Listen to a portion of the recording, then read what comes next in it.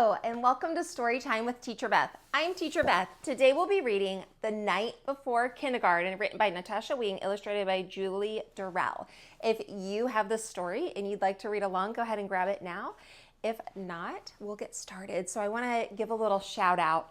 My grandbabies have a little buddy who is starting his first day of kindergarten tomorrow. So this is to all of the new kindergartens getting ready for their first day of school, the night before kindergarten.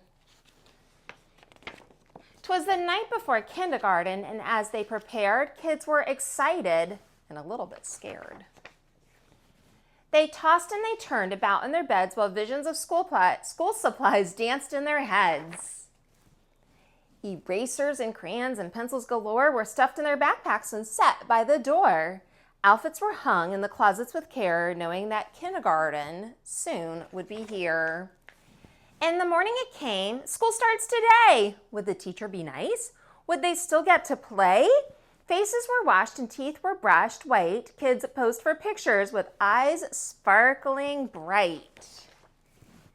Parents packed snacks and kids hopped in cars as if they were boarding a spaceship for Mars. Some kids brought blankets or their favorite stuffed bear in hopes they could nap like they did in daycare.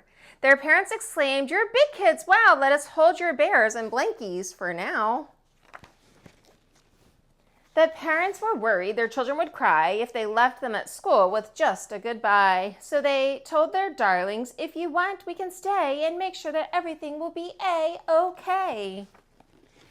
The teacher then greeted each one with a smile and invited the students to stay for a while.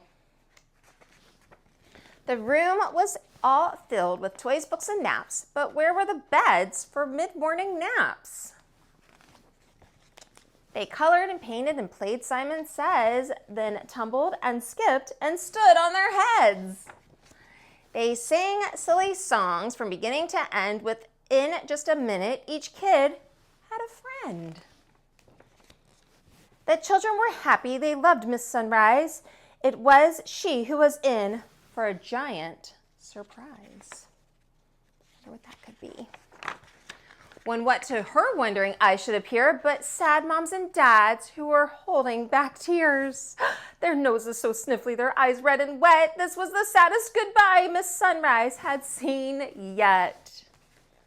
She gathered the grown-ups on the magical rug, then sent them away after one final hug.